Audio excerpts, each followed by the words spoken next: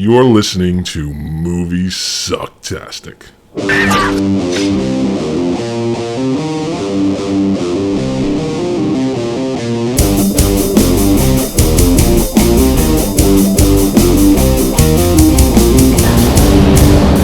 Sissies! You let a woman beat ya! You little tiny nothing! You punk!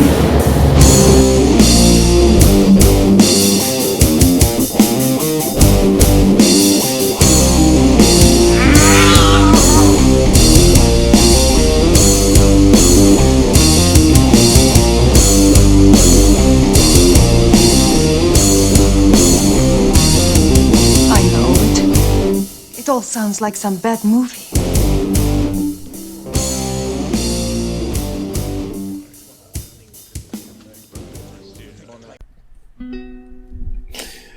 Hello everybody. Well, What the fuck was that?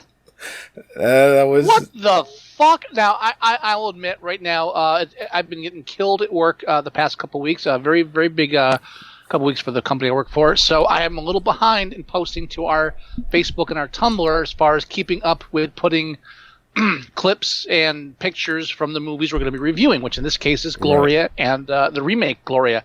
I have not seen the Gloria trailer, or at least that trailer, for the 1999 Gloria. What the fuck was that? Have you seen those fan edit trailers on YouTube where they'll recut them so it's something different? yes. Oh yeah, There's sure. one. There's a specific one with The Shining where they recut it so it's like a charming, Like like a- coming of age story. Like comedy, lighthearted, sure. Yeah, and in the background, the music going through it is Peter Gabriel's Salisbury Hill. Yeah, and especially the briefly mentioned, the one part in that trailer that works the most with that is when she asks him how he likes it in the hotel and he's eating his eggs. He goes, "I love it here. I love it here." And it with the music and the way he says it, and it's the sun is coming in through the window. It's like that. It works. It's or like when they did Mary Poppins to make it a horror film. Right. Well, and then like there's that one shot from behind where he's on the bed in the bathrobe and he just like reaches over and like touches the sun or something like that. It's like again perfect. I felt like I was just watching one of those. Well, yeah, Have you watched those? it really looked that way from the way they did that trailer with the poppy music and all she needed was him, and all he needed was her. It's like I really like him. I think he could be somebody someday. What? Really? Now if I didn't hate the remake enough, that trailer even cements it home. It just really just. Oh. So anyway, welcome to Moviesucktastic, episode 118. 18. And what? It's 18? 118. That's what I said. That's what you said. And we're reviewing Gloria. Both films titled Gloria. One, the original one from 1980, and the other from 1999. Both on the cusp of a decade in the changing of a. Like, so you always have that kind of like. Every time you have a movie made in like at the end of a decade or beginning of a decade, you kind of have that feeling where you can kind of see what's in the past and hopefully see where it's going. It's got kind of transitional feel to it. Right. And I really think that the second Gloria has more of that than the first Gloria. Oh, absolutely. But I'm getting ahead of myself. Yeah, I mean, I just love the movie poster for Gloria. Sharon Stone is back at her best. She didn't. Oh, that trailer when it opened up, she didn't have a care in the world, except for the 2 years she spent in prison. What the fuck? 3 years? What? 3. Can't give a shit. Okay. Yeah, the film opens up with her getting out of jail. Oh no, let's stop. Let's go back to the first Gloria first, because that's I saw Gloria on cable when I was a child. You and I, of course, are the first generation of children to grow up having movies streaming right into their homes. And we grew up watching HBO and that kind of stuff. And we grew up watching films that, in normal circumstances for the previous generation, they wouldn't have seen. Yeah. So 1980, the film came out. Give it a year or two to get the cable maximum. So you're looking at, for me, probably like 8, 9. You may be younger. They came out in 80. Yeah, probably 7, 6, 7. I'm estimating. Don't care if I'm right. Yeah. And no, you're right. And so, so as a young kid, I fell in love with this film, and for some reason, even as a young child, not exposed to this kind of horribleness, there was something gritty and natural about the movie that always appealed to me. And then when I hit age of reason and later on in years, and now my declining years, I still look back and enjoy the film greatly. Oh, yeah, absolutely. The Jenna Rollins, her portrayal as Gloria in the film, Oscar nomination. I mean, she's just. I love every part of her in the film.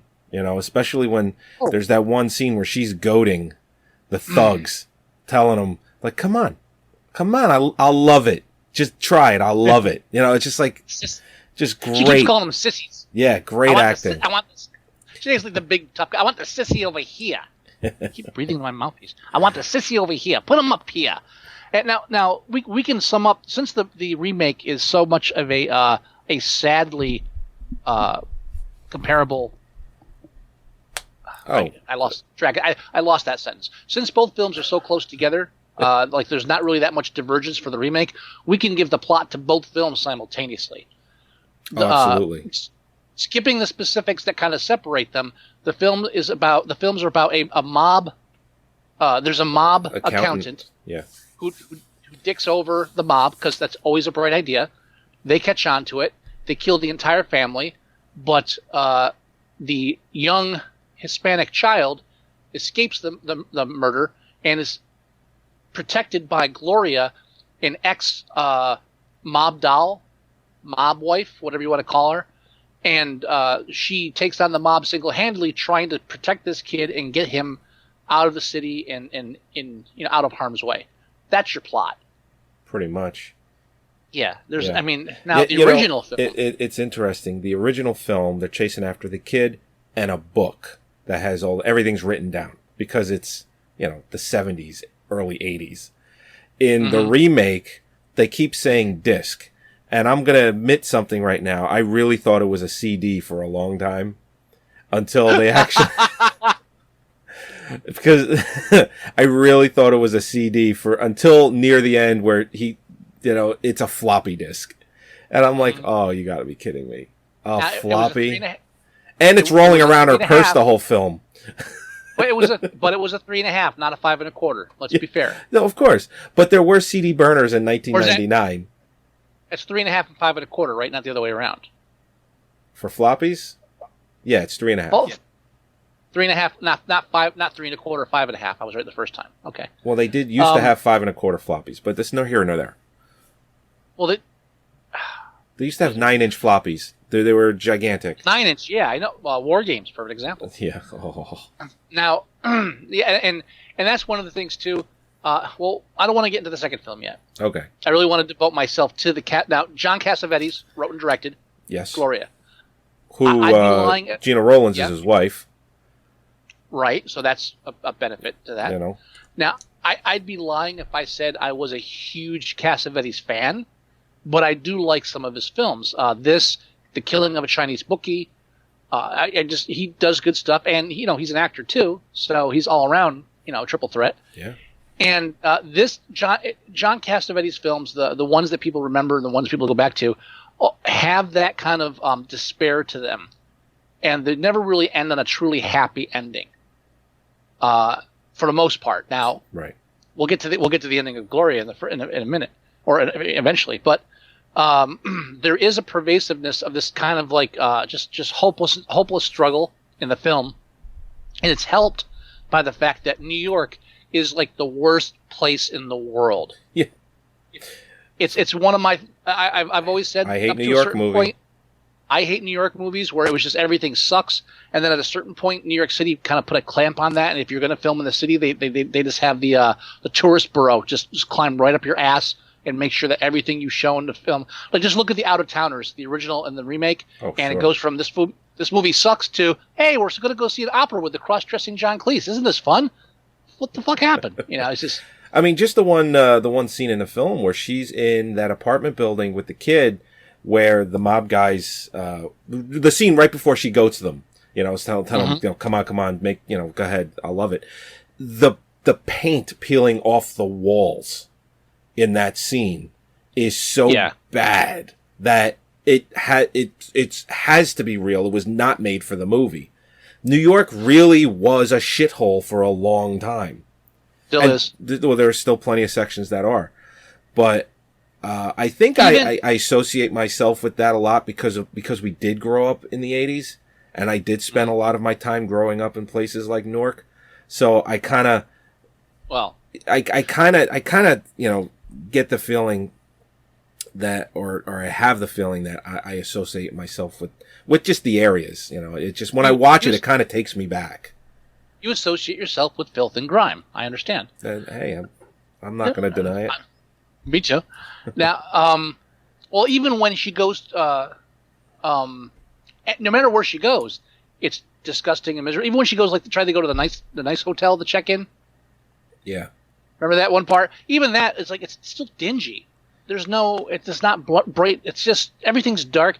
I always say to this day, this is such an I hate New York film that at the end, like the light at the end of the tunnel is, we made it to Newark.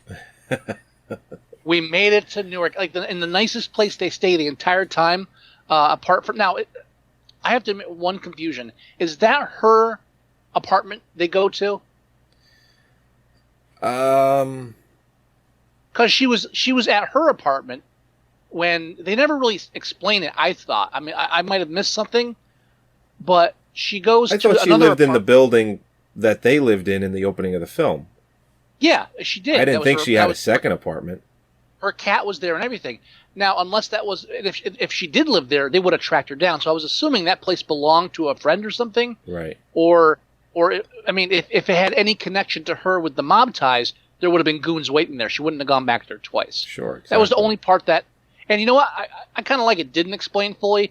Again, Cassavetes has this great thing, one of those great directorial things where he lets actors act, and there's always like an improv feel to it because it's always natural, it's organic. Right. And well, like for instance, when I hate keep going back to when she was goading them, but she says kind of like the same line again, because I think she felt that it worked, and that's the type of character that she was portraying, that she would say it again, because she says it not too much later in the film, right, in almost the same fashion, and it works just as well. So you're right, he does do that. Now, speaking of repeating yourself and like dialogue, the kid. Yeah. If you read reviews, some hindsight reviews, some people like knock the performance, saying, "Oh, the kid couldn't act for shit." I like to beg to differ. He's a kid. Well, I think it was the perfect a young Hispanic kid who speaks in a bilingual family. The father works a lot, so obviously the kid's home alone more. There's still that broken English to the kid. The kid doesn't speak well because he's a kid, like you said. Right. And I'll take that kind of dialogue, which is very stilted, but still very believable and natural, as opposed to the Will Smith son wannabe from the 1999 version, who looks like he's ready to star in a remake of Karate Kid. And the kid. Everything about the kid in the remake, and I'm trying not to jump back and forth too much, is designed to be like cute and ingratiating, and you like the kid, even though he's like a toughie and he says things and repeats a lot of the dialogue verbatim from the first film. The young kid in the first film is grating and annoying. Yeah. The high pitched voice, he repeats things, he says things at random. And totally believable. Buy that for a second. He's a kid. Yeah. He doesn't have an agent. Let's put it that way. Yeah, right. I love, like, it's the epitome of 70s fashions bleeding into the 80s is the tight pants and shirt with the wide lapels that kid's wearing through the entire thing. Oh, I know. With that hair that you just couldn't possibly even keep under control. Like that weird fro-ish kind of, curly. It's like if it got shaved off, it would get up and move. Right. I mean, I don't expect like an inner city 8-year-old. Was he 8? Or am I getting confused In here? that range. He was in that range. I don't expect an inner city 8-year-old to be fluent in any kind of dialogue. It's natural, and so I don't think that's the negative that a lot of some reviewers will point out for that. Now Gloria, you talked about her. Yeah. And again, I try not to jump back and forth too much, but when they remade it, you get Sharon Stone, and she's pretty, and she's made up pretty throughout it. Gloria, Julie Carmen, Jenna Rollins. Not Jenna Owens. Sorry, I'm like Rollins. totally lost here. Right, she's got this haggard look to her. Yeah, she looks like a woman that just has had fucking enough. She's seen some shit. Yeah, she's weathered. And throughout, she goes through multiple costume changes, if you want to call it that, throughout the film, right. And she dresses nice, but there's always like something like run down about her where you get it's just this. Again, it's the city, it's the situation, everything about it just weighs on you, and she rarely smiles, and when she does, it's not a good smile. Whereas it's not a happy smile. You don't believe for 1 second that Sharon Stone did 3 years in prison. You just don't. And of course, in the opening of that film, they put her back in the evening gown that says, well, it's rules. You got to wear what you came in with. And of course, she's wearing some sort of a nightgown, evening ball dress. And of course, it's like, okay, you get Sharon Stone in high heels and cleavage. Why are we doing this? Is this really necessary? See, so you can see right off the bat what happens here is they say, okay, we're gonna remake Gloria. Oh, okay, we want to do so. We're gonna we know the story, we know the film. All right, now a couple things we got to change. First of all, Gloria's got to be sexy. Yeah. But she's like this hardened. I was like, oh, she could be hardened and tough and from the streets and stuff, but she's got to be sexy. And we got to underline that to begin with. That's the first time you see her in the 1980s Gloria, she's got a trench coat on, and every other time you see her, again, she's never sporting it, glamorous. Right. Oh yeah. And it's but again that whole. And it's kind of emblematic of like the 90s where everything was just they were just polishing everything up. Nothing was really had any substance to it. That's my opinion. And let's put Sharon Stone in this. We now have to make her beautiful. We have to make sure we can dress her up 5 or 6 times and make sure she looks great. Let's put that evening gown on her for the first 10 minutes. And then it's funny because people are staring at her because she's wearing an evening gown at the airport. Ha, ha, ha, ha. And again, it's like they missed the whole point of why the original film was good. Mm-hmm. Now, Sidney Lumet, yes, can suck it. He can suck it for doing this. And I found one interview. I agree with that a little bit, not entirely. You know what? I found one interview where he said, "I like to work all the time, and sometimes when I can't find a good script, I'll take a fair script." Okay. I'm not saying that's an excuse. And I'll go a step further. Network, which is like when you look at his resume, that's the one thing that really stands out big time. Network is not famous because it was beautifully directed. It's competently directed. It's beautifully written. Dog Day Afternoon. I mean, it's not those films. It's not the direction that sets them apart. It's not, it was beautifully filmed. It's a good movie, and it had great actors, great directors. The performances and the script drove those films. He was just a decent director who had great scripts and great talent. Put him in the same situation, he makes this film. What happened? Well, we had a great script, but we rewrote it. And when I say rewrote it, I mean we cut and paste entire bits of dialogue from the original to the remake, but we didn't really bother smoothing them out so they fit. You're just watching Gloria 1999, and then every now and then it's like you hit a bump. What was that? Well, that was the original dialogue from 1980. He says, well, it sounded awkward and weird, so that's because it's not being spoken genuinely, and it doesn't really fit the scene. They just try to squeeze as much as possible into it, as if taking the actual words from the original and shoehorning them into this piece of shit would somehow make it a better film.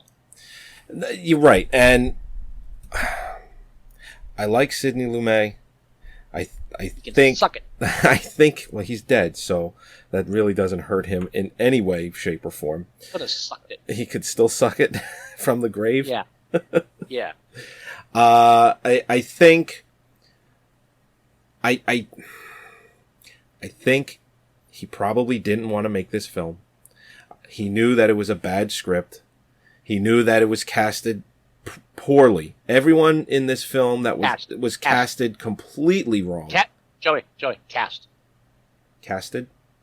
It was cast poorly. Okay. It was cast. No ED. I'm just telling you so you don't do it again. That's all. Okay. I just feel like I got sprayed with a water bottle. That's what I feel like right now. Bad, Joey. Bad. It was cast completely wrong. Everyone is wrong for their part. Everyone. Even George C. Scott is wrong, and you could tell he's really trying. He's really trying for his good buddy Sidney Lumet. I don't think he's trying. I think he's just doing what George C. Scott is one of those actors. He is not capable of phoning it in. For him, phoning it in is doing a good job. If there's nothing below that. Now, if he wants to give a stellar performance, that's something else. But if he's just going to walk on set, just move around for a bit, then walk off, he's going to do a good job, and that's what he does. He's there, and it's got his style to it. Mm-hmm. But there's just as much depth to his acting as there is to the character in the film, which is none. You know, this was his last theatrical film. I know, and that was horrible. It's fucking sad. This movie killed him. Mm-hmm. So bad. And now compare his character to the mob boss in the original Gloria. You never meet him. It could be my uncle. Well, but again, when she finally goes to him and you meet him, he's not a smooth talker. He doesn't have an air of sophistication or anything. He speaks broken English, or thick, not broken English, thick accent. He doesn't speak in broken English. I'm getting that mixed up. He has an accent. His when he talks, it's a bit off. He's a real person talking to her. You're not watching an actor. You're watching a real person. And she even as an actress comes off like a real person too. And part of that's just the writing. Again, and Cassavetes was great at just creating these casual, natural moments. Expert fucking screenwriter. And when you take that, but then you just mangle that, we can't have this. We need to get a big name for that. Mm-hmm. Why do you? Again, we need George C. Scott in here. Why? Because we need another name. Because God help us. I don't know why we thought Sharon Stone could sell this. Is it a wonder they tried to sell the film as something it wasn't in the trailer? There's your warning sign right there. What is this? Oh, it's well, the original was a gritty crime drama about this woman escaping the mob. Let's make it like a touching story between a woman and a child. Okay, we could do that. I mean, but we do have this. We do have this source material that's good. Well, no, it's good, but I mean, let's. Oh, and for the record, according to the Oxford English Dictionary, casted is correct. Thank you very much. Really? Yes. Really? Yes. Wow, you're checking me. You listen. You just berated me live on the show. I wasn't berating. I was just telling you. They say it is not widely used, but it does exist. Thank you. That's why. But it actually goes on to say it is making a comeback as using it as a past tense for cast. It sounds wrong, but it doesn't mean it is. I know you're the writer. There's no question about it. I wouldn't have said anything if it didn't sound awkward. That's all. Okay. But back to the review. I'm lost now. Let's jump to back to the original 1980 film. Especially with Gina Rowland's performance. It It did garner her an Oscar nomination. She lost out to Sissy Spacek that year for The Coal Miner's Daughter. Now, I actually thought she won Best Actress for this. If you would have put a gun to my head, I would have told you she won Best Actress for it. Because maybe it was just ingrained in me so through the years from watching it as a kid and growing up with it that her performance was that good, which it is. I mean, I've seen Sissy Spacek in The Coal Miner's Daughter, and that's a good film. It's a decent performance, but I don't think... I think a lot of people get mesmerized by the emotion that some people might perform like in a role like that where Sissy Spacek is emotional, she's crying, she's pouring her heart out. But I think they look past a role like this that, in my opinion, is the better role. You can look back at it and you get goosebumps when, she's pointing a gun at you and calling you a sissy. You let a woman beat you. Things like that. It's just things like that really stand out. Speaking of sissies. Oh boy. How all right, let's go to the 1999. You're going to talk about the boyfriend, right? No, Okay. you're barking up the wrong tree there. How many people does Gloria in Gloria 1999 kill to protect herself and the child? Nobody. Wait, wait, hold on. I thought Two people? Accidentally during the car chase. Oh, that's why I'm thinking gun, and Gina Rowlands from the first film was like killing people all over the place. What's his name? The gas man from Dumb and Dumber. She sideswipes him when he clings onto the car. Yep. When she's driving away. And then the other guy that's chasing her, he ends up driving into a divider. And he gets, they show the blood on the windshield. He's dead. Right. So she inadvertently kills two guys. So what does that mean? That means she's not a bad person. This is the kind of shit they started doing in the late 80s and carried on through the 90s, where we can't have we can't have the hero kill anybody. We have to keep no it more light. anti-heroes. Forget it. Right. Yeah. Now, Gloria, my favorite scene in that, the whole movie's my favorite scene. The scene where she's trying to get away with the kid, and she's actually trying to get rid of the kid. She's like, "Fuck it, I can't go get a subway. I'm done with you." But he won't let go of her. And then the mob car pulls up, and there's 4 or 5 guys in the car, 4 guys in the car, and like, "Come on, Gloria, give us the kid." And eventually, there's just this moment of silence where they're all looking at each other, and then the guys start opening the doors and get out. Well, that's the part where she says, "What are you going to do? Shoot an 8-year-old Puerto Rican kid?" Right. She says that, and then there's this pause, and then the answer, the unspoken answer is, "Yeah, that's exactly what we're going to do."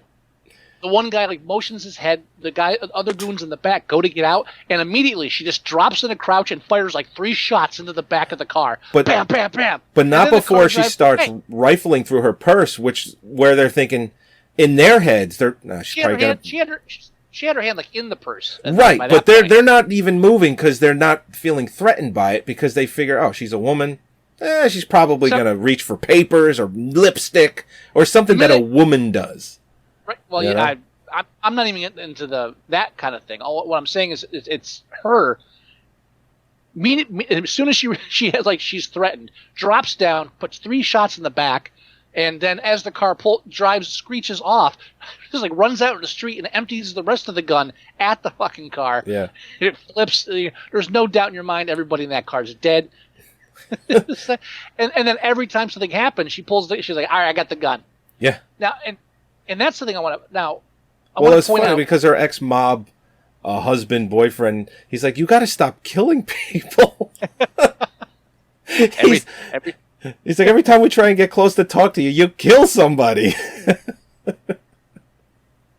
It's like, yeah, because you put me in the position to do it. And it's that same feeling as the killing of a Chinese bookie too, where it's just when you push, it's just a hard person who's just trying to get along doing their own life, but when you back them into a corner, it's just like fucking with a rabid dog. Right. And there's an element to this too that I have to bring up as far as how Lumet can suck it, and Cassavetes is a genius as always.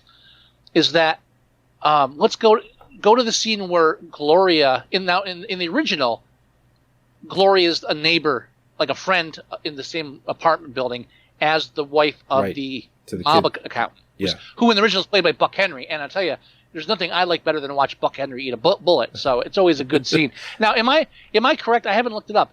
Am I mistaken in thinking that Buck Henry was also the guy that gets beaten half to death in the hotel room in Midnight Cowboy?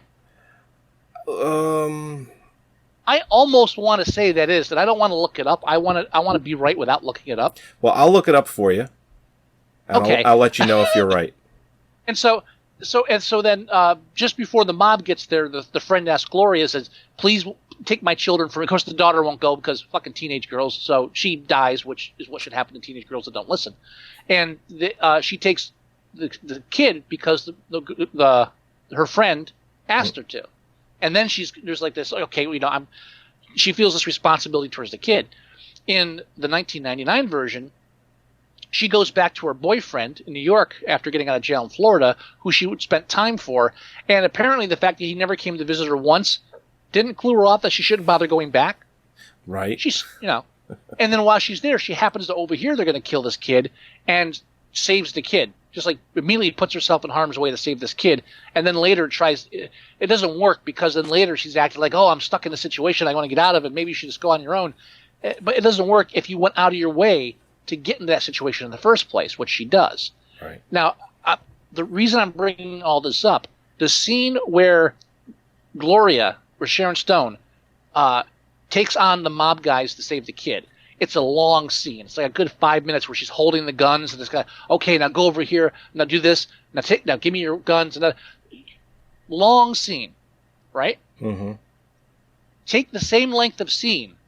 I guarantee it's roughly the same length when Gloria in 1980 is at the restaurant, at the Subway restaurant, and all of a sudden she just sees, oh, the mafia guys were trying to escape. They're sitting at a table over there ordering food. And she just gets up and walks over with her gun and just starts threatening them. And I love that scene too because it's like perfect. I Hate New York because she has a gun out and she's like, I have a gun. And if you watch the guy on the left, like behind her to the left, who's eating, he just kind of slowly looks over. He's like, did I just hear what I? And everyone, this is totally exactly what would happen in New York City. Nobody in the restaurant moves. Everyone's just like, they stop eating, but no one moves. Everyone's like, okay. She goes through her thing, and nobody calls a cop. I've got a gun. Give me your guns. Okay. Now we have to get out of the back. And then people go back to eating their meals. That's it. Now, in that scene, or the scene where she's in the stairwell with the kid, and all of a sudden she hears the guys coming from the other direction, all these scenes, there is a palpable tension. Cassavetes is great at putting these scenes up where you feel the right down to when she puts her gun in the guy's against the one guy's head when she's telling them to put their guns on the table, and you can see it physically shaking, like the adrenaline's there. Mm-hmm. She can't help it. Sure. Cassavetes has this tension in these scenes. You feel the desperation. None of that is in any even during the chase sequence. None of that is apparent in Lumet's suck-ass version. No, not. I actually thought you were gonna mention when she tells all of them to take off all their clothes and empty their wallets and. That's what I meant. Yeah. Oh, you said restaurant. No, that's the 19. That's the 1991, 1999 film. I was talking about the Sharon Stone. I thought you were comparing it to that. I was comparing the restaurant scene in 1980 versus the 1999 scene where she's having them take their clothes off and stuff. Fine. Okay. I don't know why I overlooked it. But yeah. That scene went on forever. Especially when they're dropping the clothes out of the window and the guy, the bellhop guy. I like that. What the hell's going on? And then he has to dive when the shoes come down. That's like the only part of the film I enjoyed because it was like it was the only original part of that film. Yeah. That wasn't. It was. I wish that part hadn't been in there because you couldn't take that whole scene away. Right. And even the bad guy, we can't have it. Can't be this like the mob. It has to be her ex-boyfriend who betrayed her. Right. Who she did 3 years for. Yeah, and it has to be all about women in a man's world, and it can't just be. I mean, now that's all kind of spoken a little bit in Gloria, but it's all undertone because it's not on the surface. Mm-hmm. She's a woman. You notice she's a woman. She's up against tough guys. You notice that. The Gloria 1999 feels a need to ramp it up and make it and have like the dialogues where the boyfriend's mistreating her, and she's so confused because she's been betrayed and all that. All you have to do in Gloria, you don't need that backstory in the original Gloria, because all you have to do is look at her face when she any kind of expression she makes. Say, yeah, she's been through there. She's been there. And speaking of women in the film, the Buck Henry's his wife in the original, who is absolutely stunning, absolutely stunning, beautiful Spanish woman, who her name escapes me. I'm not going to look it up, but you actually feel for her. And her family, that her husband totally fucked up. And you know what's coming, and you genuinely feel... I'm sorry, Julie Carmen. There you go. She actually has first billing on IMDb for some reason. Mm-hmm. But anyway... And they don't... she's from Jersey, too. She's from the next town. Everybody in this film's from Jersey. No, man. Most people are from New York. She's actually from the next town over from me. Anyway, she's from Millburn. Anyway, you genuinely feel for her, even her mother, who she's been in a lot of like little things as people's moms, as Spanish moms. In the remake, the 1999 remake, the woman who's basically Rosie Perez's slightly less annoying sister. You feel nothing for her. You feel nothing for her children or her mother. You actually are happy when they're shot. That is the difference. And again, there's when they're talking, when the dialogue takes place in those scenes, there's this sense that we're watching something rehearsed. Mm-hmm. The mother has everyone speaks in complete thoughts and sentences. That doesn't happen in the real world, especially when you're under a stressful situation. You go to Cassavetes' scene, everyone's talking over each other, no one's making any sense. Every now and then there's a lull, and then whenever it has an organic flow to it. Yeah, that's really, and if you're a real director, it can get that out even from a script. You don't have to just tell people to wing it in order to get a natural, improvised kind of feel. I think we'll make it suck it. I think you chose the right word for Cassavetes and the original organic. I think that's an appropriate definition or a word used to define the film. I really do. And considering it's in New York, it's like rotting vegetables organic. That shouldn't be the first thing you think of when you think organic, but for you, I guess maybe it is. Now, when I revisited the original Gloria and forced myself to watch the remake, forced everyone to watch the remake. Let's be clear about that. Yeah. It occurred to me, Gloria had already been remade. Is it a French film first? No. The original is Gloria 1980. I'm saying they remade it after that. Was it a TV movie? No. It was a major feature film. You've seen it. Was it not called Gloria then? It was not called Gloria. And it actually came out. No, all right, let me take it. It was remade in a French film, and then it was remade again in America. Is this the one? Okay. I think I know what it is. There's an Italian song called Gloria that I think was used in the French film. Nope. Well, no, I'm saying that one was used in the French film. I'm being a little coy on this. Okay. The Professional is a rip-off of Gloria. Dude, I'm not kidding. Holy shit, you're right. Shit, see? All it takes the opening to Gloria is the first half hour of The Professional. Wow. What a fucking connection. Now, when it occurred to me while I'm watching, I'm thinking, in the back of my mind, I think coincidence. I don't give it much thought. When you get to the scene where the kid and Gloria are in the hotel room, and the kid tells Gloria he loves her, it clicks. It's like, motherfucker, he ripped off Gloria. It's a complete rip off of Gloria. Does that? I did no research. Did no research to see if there was an actual, if it was actually remade or if there was any exchange of copyright. I seriously doubt it. It just feels like it was ripped off. Does that stain The Professional for you now?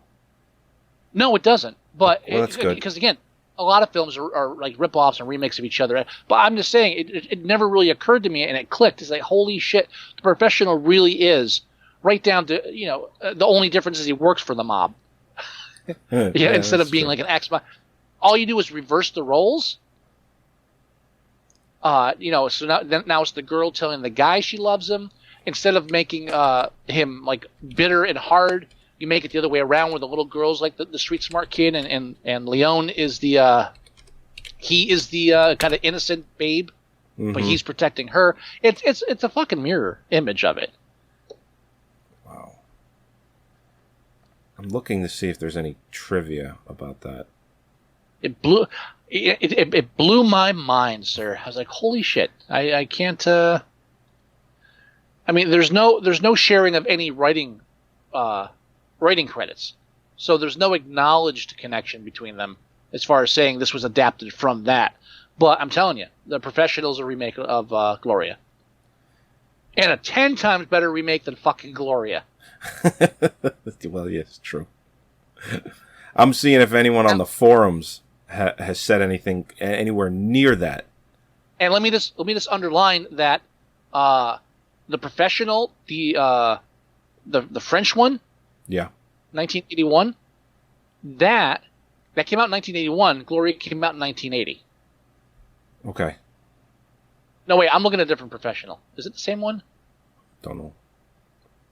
No, I'm looking. That's a different Professional. That's Le Professional. It's probably about being a prostitute. But no, it's a hitman kind of thing, but it's not the same movie. Okay. Yeah. Now, but The Professional that came out in what, 2001, 2002, 1994. 94, really? Yes. Wow. Movie's almost 20 years old. It's all just like melding together in my head. I can't tell anymore. It's fucking horrible. Wow. Yeah. 2001. Shut up. Shut up. Oh. Anyways, so The Professional was made in 1990, and Yeah. Then after they do that, someone says, "Oh, we should remake Gloria." Well, they already did. Thank you. Wow. Yeah, that's a great connection, dude. It really is. Yeah. Yeah, I fumbled when I mentioned the French Professional. It's not really the same thing. Yeah. So I apologize for that slip up there. Not a problem. I didn't do any research. I just remembered. Oh shit, that's right. I was thinking about this while I was watching the film. So it's really just more from the hip. Just so everyone knows, this is a January release. It came out on January 22nd, 1999. Very fitting. The 1999 film is a January release. Very fitting. Well, yeah, 4.7 on IMDb. If the trailer is like trying to sell a different movie, you know, what was the other film that did that in the past couple of years? There was one that was glaringly obvious. It was like, well, holy shit, they're trying to sell a different film. And I think it was a movie. I think it was a movie we reviewed. Yeah, because they literally had two different trailers. They had one trailer that was accurate, and one trailer that was like, okay, let's sell this as a romance, or something wacky like that. Yeah. I was telling somebody recently, I forget who. I was like, as film viewers, the way you and I are, and I guess to an extent, film criticism, film theory, we are highly tuned into being able to tell whether a film is good or bad based on the trailer. Easily. And not because of... That's still a bit that I want to do for the show. Well, I have something I want to bring up on the show too, speaking of bits. But, I mean, watching a trailer,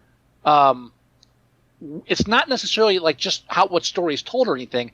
It's we have this conscious knowledge of what you do to manipulate a trailer to sell it to the audience, and we are aware of that. We can see through the bullshit. How's that? You can tell. I mean, again, I'm still defending the Lone Ranger, and one of the reasons I went to see it in the theater is because the trailer felt genuine. Mm-hmm. It's like, this genuinely feels like a fun film. Something about the way it's cut, it just makes me feel like they're actually telling me what the film's like. You watch that Gloria trailer at the beginning of the episode, the 1999 one. That is so full of shit. Yeah, it's like I just posted the Ronin 47 trailer with Keanu Reeves. Oh Jesus! It's fucking awful. Wow. There's no way that's going to be good. No possible way. Can I tell you how it was pitched in Hollywood? I'll tell you exactly how it was pitched. Lord of the Rings with samurais. Close. 300 with samurais. Lord of the Rings with 300 with samurais. No, just 300. You don't think they use both? I bet somebody in a fucking nice tie at a mahogany table mentioned both movies. No, I don't think I never got a Lord of the Rings feel, but I definitely got a strong 300 feel, especially with like the special. Now they're trying to do a 300, but instead of doing the comic book look, they're trying to go for that that martial arts fantasy sword and sorcery feel from the 60s and 70s, mm-hmm. that kind of thing, and you can see it. But I just really feel like they're trying to pull that 300 thing too, where the fantasy world and. I didn't get Lord of the Rings, but that's just me. Maybe, I don't know. I'll go back and watch it again to see if I get that view. For me, I felt it was really just trying to say, okay, let's do 7 Samurai, but with 300. Right. It's even got the number in it, 47, as opposed to... Well, yeah. It's even got the number in it. Yeah, no, I know. Both films, I mean, there's a lot of swordplay in both films, 300 and the Lord of the Rings trilogy. First thing I thought of was Lord of the Rings. First thing you thought of was 300. It's very interesting that's the way our heads went. But right. Everyone go out and take a look at that Ronin 47 trailer and just let us know. Just as long as you don't watch the film, that would be the. I think that's inevitable. I think people are going to do it anyway. And I'll be honest, I'm all ready to like Keanu Reeves again. I'm not hating on it just because it's kind. Nah. I personally, the first thing I thought was, oh good, maybe I'll like Keanu Reeves in this. I don't care about Keanu Reeves. Dude, it was like, again, we're not reviewing it yet, but Man of Steel. When I watched it, the first 15 minutes or so, I'm like, wait a minute, I like Russell Crowe. What the fuck's happening? Yeah. This isn't right. Something's amiss. Exactly. Do we have any? Yeah. Do we have anything else to say about Gloria? No. It's just watch the original from '80. Avoid the 1999 one. I wanna mention the ending for both of them. Yes, well, the ending of the Gloria, the 1999 version, is obscenely happy ending. It's an obscenely happy ending. The Gloria 1980 ending feels weird. Yeah, it doesn't fully make sense, and you get a feeling that. And actually, I think I confirmed this in a couple of Cassavetes interviews I looked up, that it was just a matter of, they're going to want a happier ending for this film because it's going, wide market and everything. Oh, that's why. and so, I there's no blatant admission of that, but there's a couple interviews where he kind of implies that that's what they wanted, that's what was going to be required, so that's what's in there. Right. But you could tell that he was trying to put that little bit of tension into that ending by having her so far off the camera that you couldn't see if it was her or not. For a long part of that, scene, it's like, is that her or is that not her? Yeah, but it's her voice, so that doesn't really count. Yeah, but still, as the viewer, you could, even though it's her voice, you can definitely just kind of say, I don't know yet. I need that close up. You know what? Which I thought you get. in my mind before rewatching it, I had that same feeling of, isn't it kind of like shady on whether or not it's her? But then when I watched it, not only do you hear her voice, but he yanks her wig off. It's like, no, that's. Well, because they do the super slow mo close up. If you even the slow motion, it's like, it's so unlike, as far as I'm concerned, it's like definitely out of place for Cassavetes for that type of scene. He doesn't normally do that. If you take that ending, you can cut it. There's a part where the kid goes to goes to the cemetery and starts talking to Gloria, like talking to the tombstone, and he looks up and sees the taxi pull away. with all his money, and there's that you cut it right there, and it's like that's it. The kid's abandoned and alone. End the movie. It's literally like it's like okay, hold on, and now here comes the happy ending. Or you can go one step further, and you can do the type of endings that they kind of did a lot in the 70s and 80s, where he does the tombstone scene, then he sees the taxi pull up, sees her get out. She says, "What? You're not gonna give your grandmother a hug?" Pans over to him, smiling. Pause. Credits roll. They did that a lot too. And it could have ended right there on that shot, too. Even though it's open for interpretation and you don't actually see her, you know it's her because of her voice. That's like the ending of Ninth Configuration. Oh, God. Where Scott Wilson is smiling in the back seat of the taxi. Yeah. Sir, is this your St. Christopher medal? Yeah, didn't need that. There's an alternate cut to that, too, though. But I think I like the alternate cut even less. I forget because I think he went too much on that. Anyway, that's a different story. Anyway, different time. But with the 1999 version, it's such a ludicrous happy ending. Because in Gloria 1980, they want to kill the kid and they want the book, the ledger that shows all the accounts. She eventually, she goes to the mops, and at the end, she eventually goes to the mops and says, "Listen. The kid's hidden. I'm not giving you the kid. Here's the book. I'm walking out of here." They won't let her. They're just like, "No, we want to kill everybody. Yeah. You can't get out of this. You're not allowed." The mob boss is like, she's leaving. Yeah. in broken English. She's leaving. So, in 1999 version, they want the thing. The one guy wants to kill the kid, but George C. Scott, he's like so laid back, and I don't want to. And at the end, all it takes is George C. Scott saying, "Let them go," and they let him go. It was that easy. Yeah. And she only killed 2 people by accident. They have that whole dialogue. Here's how bad the screenplay is. Again, you put information in a screenplay that's needed. George C. Scott meets with her ex-boyfriend, mobster asshole, and they're just like, "Okay, she's got the disc." The disc was the accountant's disc, right? Right. The mob accountants, right? Yes. Can we assume we know what's on that disc? Yeah. Accountant, mobster, accounting. Good. You're with me then. Yeah. So then George Scott proceeds to tell the other guy, who you would assume knows too, since it was his accountant, what's on that disc. There's records on that of every transaction, everything, every cop we bought, every senators, this thing, and again, as a rational, as a writer, as like a film goer, I'm thinking, okay, they specifically mention cops being paid off in the scene. That has to be why we're going through a laundry list of what we already assume we know, based on common sense. So there's going to be a scene where she tries to go to the cops, and it's like the guys. No, nothing like that. No, we just spend a minute going through a laundry list of what's on that disc because the audience is. They're assuming the audience is dumber than the fucking kid. Yeah, it's a real they're really leading the audience, like you said. It's disgusting how they're doing it. As a matter of fact, the movie I'm watching now, which is your challenge for next week, they do the same thing on a lot of the scenes. They're doing the same thing where they're giving you all this information. It's like, why are you doing that? I think we can figure it out, but it's information overload. And you want to have an example of how you can do that properly. Go to Lumet. Go back to Network. Sure. How many scenes of the Network are just information dumps, massive information dumps, but it's done well. It's written well, with an idea.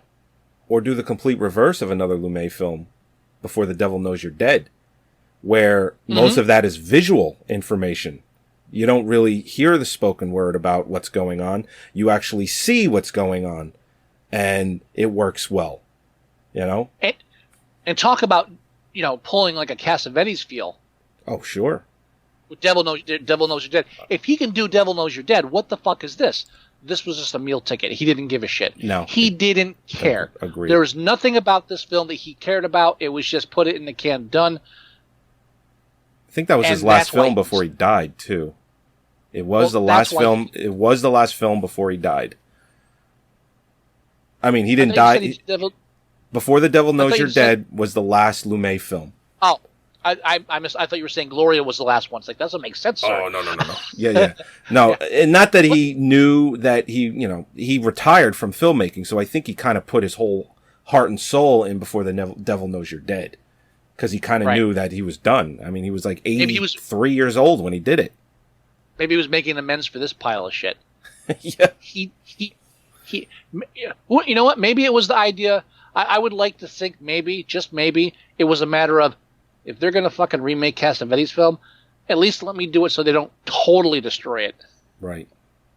Because again, once you get Sharon Stone in there, and how many screenwriters were on this? It was just one, right? Yeah. You know was who, just you Steve know Anton. you know who it is? Steve Anton. You know who Steve Anton is? He played Troy in The Goonies. That motherfucker. Yeah. Troy from The Goonies. It's the only real theatrical script he's ever written.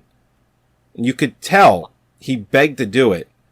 He probably loved the original, begged to do it, and realized he was in over his head, and handed in a shit script. Fucking Troy. Yeah. If you adjust that mirror one more time. I knew I didn't like Troy. No, I really don't like Troy. Agreed. All right. And his picture on IMDb is gay. And his picture on IMDb is gay as shit. It's possible that he's gay. Has that ever occurred to you? Right, but that's still not allowed. Put a real picture up there. Don't put this like, I don't know. It doesn't look good. I would say I would say he's definitely a gay man. Don't. See, now I feel bad. Thank you. You should feel bad. I should. You're right. I shouldn't have called it gay. He looks like he's had a lot of Botox and collagen implants. Oh, I wouldn't be able to tell you that. Oh yeah. His face just looks weird, like real weird. Yeah, I'll give you that. Very weird. All right, are we done with Gloria? Yeah, we can go ahead and rate it. All right, let's rate the original first. The original has a 6.9 on IMDb. I'd say 7 is appropriate for the original. I mean, you may hold it a little higher on a pedestal than me. Yeah, I know you do. I think 7 is very good. I think 7.5 is more perfect, but you can't do half-point ratings on IMDb. I know you want to go 8. I do want to go 8, but I will agree to 7 if you feel strongly about it. I do. I do feel strongly about 7. I think it's a great film. 8 is kind of, to me, pushing more in, not perfect, but it's pushing more in that direction. Okay, 7 it is. All right, so I think it's time to end the show. Yes, it is. All right. Thank you for joining us for episode 118 of Moviesucktastic. We can be found on our website at Moviesucktastic.com. We can also be found at iTunes. You can do a search and leave us reviews. You can download all our episodes there, or you can download them on our website. You can watch us on live stream from the website as well. You can email us at themovieguys@Moviesucktastic.com. You can leave us voicemail at 908-514-4470. We have a Facebook page as well, facebook.com/Moviesucktastic. We have a Tumblr, which is moviesucktastic.tumblr.com. And you know what we haven't mentioned in a long time? Our review site. The I don't even remember. Lunch.com. Yeah, we have a lunch.com where you know what, for a long time it was an active site. People were putting movie reviews on it. We had like a ton of members and everything. We don't mention it anymore. I lost track of that with everything else going on. I'll have to go back and make sure our account's still valid and everything. It is. It's still you can still access it from the site. Absolutely. Oh, all right. We have a merchandise page. We have actually some kind of new shirts that we put up a couple of months ago, which are awesome. You should buy those. I gotta put an opening and an ending, like bookend, that's with behind stuff. the scenes stuff. That's behind the scenes behind stuff. the scenes. But I gotta do it because I say the same shit anyway. And he keeps talking about it anyway. That's right. All right, everybody. Do you have any wisdom? Yeah. Cine You let a LeMay? woman beat you, eh? You let a woman beat you, eh? You tiny little nothing. Yeah, punk. All right, it was everybody. either that or you have a small pee. Men have big peepees. Or maybe one day you'll have a big peepee, God willing. Yeah. Or Cine LeMay can suck it. I thought you were going to go with any one of those. Yeah. Yeah. All right, everybody. We'll talk to you next week. Bye-bye.